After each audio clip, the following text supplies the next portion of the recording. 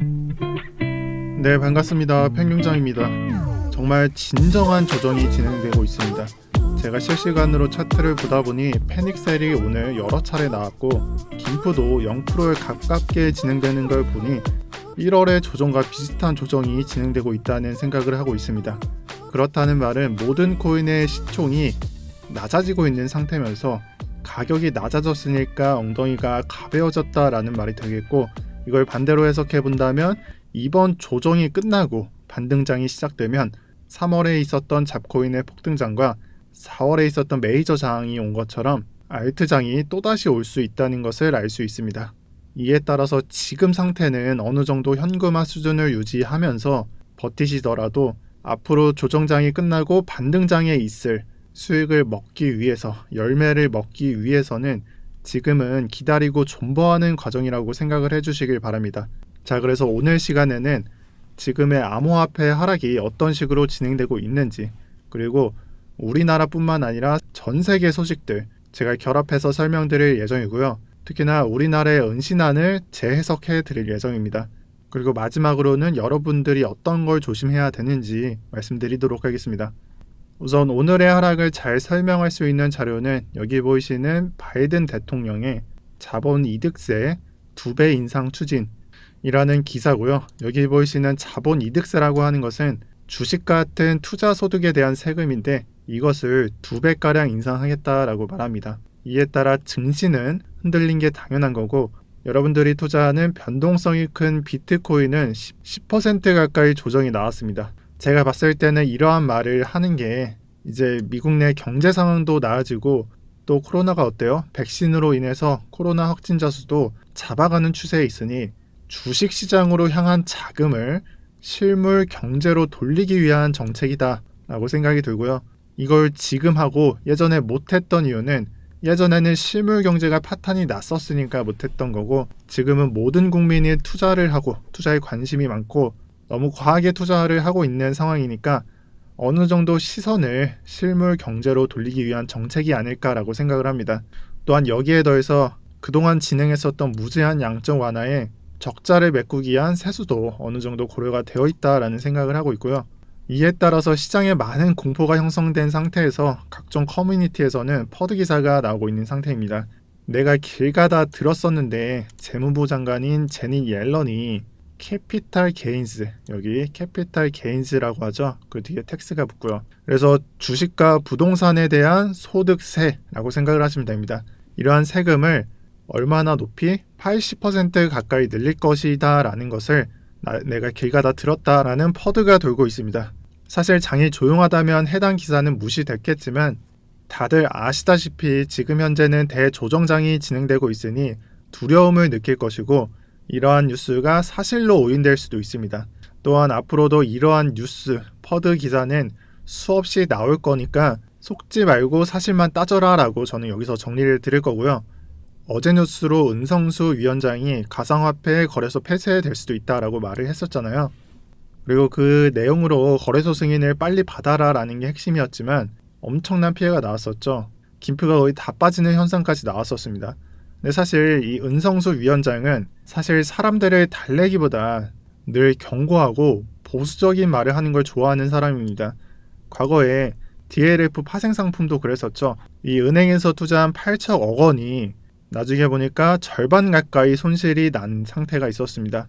여기서 은 위원장은 책임자를 찾아서 귀책을 물을 것이다 라고 말하기보다, 야, 세상에 공짜 점심은 없다, 즉 기회비용은 너네가 계산을 했었어야지 라는 말을 하면서 진짜 파국을 불러온 적이 있습니다. 그래서 이러한 행태를 봐서는 평소에 은성수 금융위원장은 사람들을 달래기보다 발언 수위를 높이는 측이라고 생각이 들고요. 이번 발언도 똑같이 거래소가 폐쇄된다라기보다 그냥 경고로 9월까지 거래소 승인을 받아야 하는데 받은 거래소는 없다라고 말했을 뿐입니다. 그래서 크게 걱정할 부분이 아니라고 저는 해석을 드리겠고요. 절대 거래소를 폐지하겠다는 걸 말한 게 아님을 파악을 해주시고요. 다만 여기서 이러한 뉴스들로 지금 비트코인 가격이 크게 흔들릴 수밖에 없는 이유는 미국도 그렇고 우리나라 조정 또한 비트코인 가격에 큰 영향을 준 이유는 우리나라가 인구도 몇 없고 작은 나라임에도 불구하고 이 거래량 수준에서는 항상 5위권 아래, 5위권 안에 랭크될 만큼 높은 거래량을 확보하고 있기 때문입니다. 그래서 비트코인으로서는 이러한 뉴스도 큰 조정이 나올 수밖에 없는 장입니다. 물론 미국의 소식이 정말 큰 영향을 줄 것이긴 하지만 우리나라의 소식 또한 어느 정도 영향은 있다라고 생각을 해주시고요. 결코 우리나라가 장에 영향을 못 미치는 격이 아닌 것을 여러분들은 아셔야 합니다.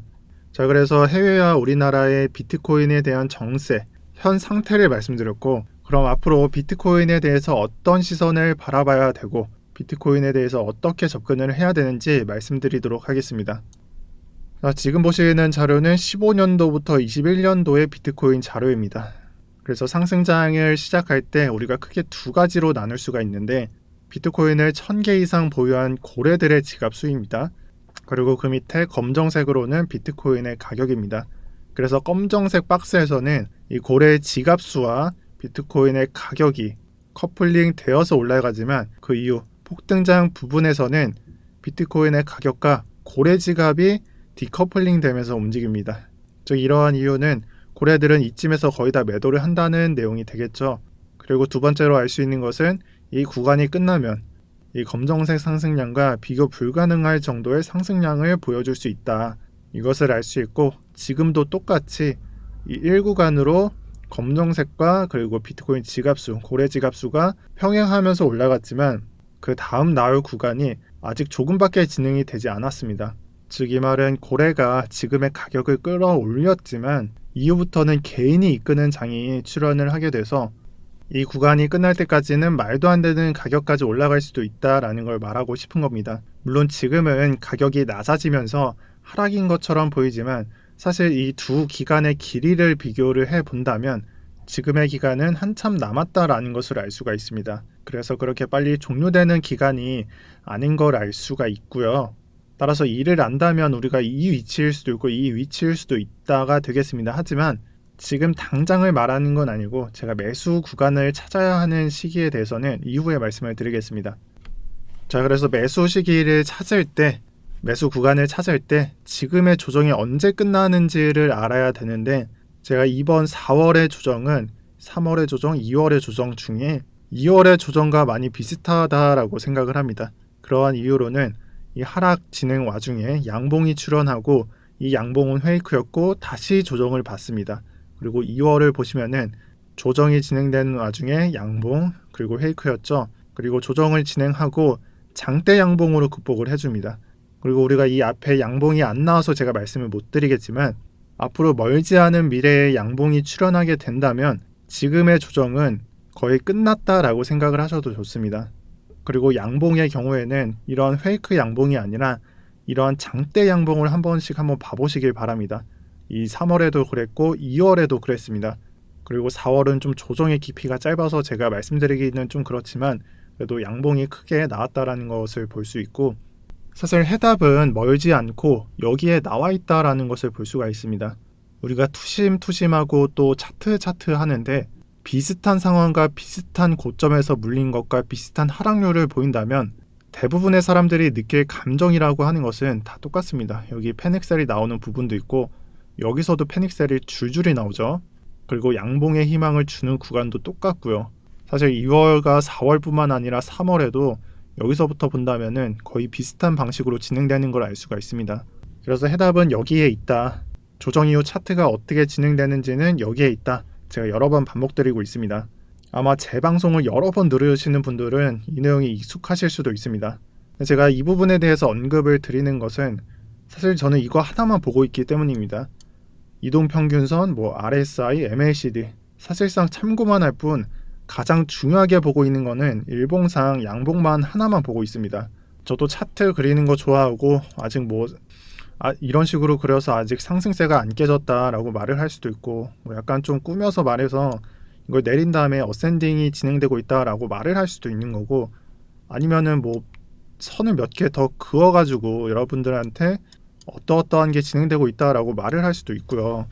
근데 굳이 이러한 부분을 말을 하지 않는 것은 저는 이러한 부분을 보고 있지 않기 때문입니다. 그래서 이번 하락세에 제가 중요하게 보고 있는 것은 이거 단 하나다라고 말씀드리겠습니다.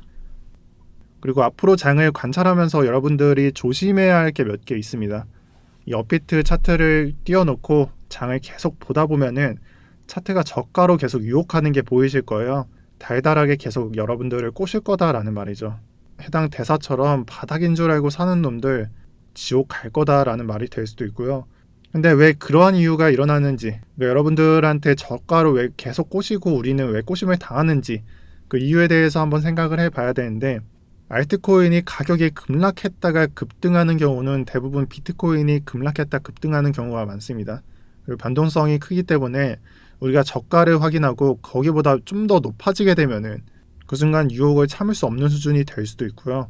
하지만 물론 시간이 지나면 제 가격을 계속 찾고 있으니까 이 부분을 정말 조심을 하셔야 되고, 그리고 두 번째로는 김프가 0에 수렴하다가 이 비트코인이 회복되는 단계에서 김프가 계속 확 껴버리는 순간이 많습니다. 그러니까 뭐 3%에서 뭐 5, 6%, 8% 이렇게 올라가는 순간이 많고요. 근데 이 두 번째는 정말 조심하셔야 되는 게, 우리가 비트코인에 속아서 알트코인에 좀 물리는 경우는 극복하기가 쉬운데, 이 김프에 물려버리시면, 이 김프에 한번 꼬이시면은 회복하기가 정말 힘듭니다. 그래서 두 번째 정말 조심하시고요. 그리고 마지막으로, 이거는 꼬시기보다 약간 멘탈적인 부분인데, 앞으로 이 언론에서 내놓는 퍼드 기사는 보지 않는 것이 좋습니다. 17, 18년도를 생각을 해보세요. 유작가를 한번 봅시다.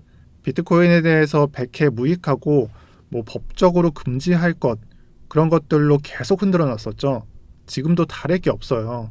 사실 여러분들은 겁을 먹고 계시지만 이 언론에서는 계속해서 퍼드급이나 아니면은 여러분들한테 겁을 줄 수 있는 그런 기사들을 쏟아낼 것입니다. 근데 정말 멘탈적으로 굉장히 중요한 장이 되겠고요. 그래서 이 세 가지로 여러분들은 정말 악마처럼 흔드는 장에 대해서 오늘 방송 시청하시는 분들은 이 세 가지 무시하시면서 장을 대응하시길 바라겠습니다. 특히나 잡코인들 이거 정말 심하거든요. 쉽게 타지 마시고요. 제가 말씀드린 포인트 그 부분까지는 대기하시길 바라겠습니다. 그리고 마지막으로 추천을 드리고 싶은 거는, 주말에 괜히 스트레스 받지 마시고 하루나 이틀 정도 마음 편히 휴식하시는 것도 저는 괜찮다고 보고 있습니다. 이런 장이 갑작스럽게 회복하는 경우는 몇 없습니다. 그러니까 하루나 이틀 정도는 장을 안 보셔도 여러분들 계좌가 큰 손실을 보거나 아니면 크게 달라지는 경우는 없다라고 말씀을 드리겠고요. 제가 진짜 여러분들 많이 힘드신 거 아는데 좀만 버티시길 바라겠습니다. 네, 그럼 다들 불금 잘 보내시고요. 오늘도 평경장이었습니다. 시청 감사드립니다.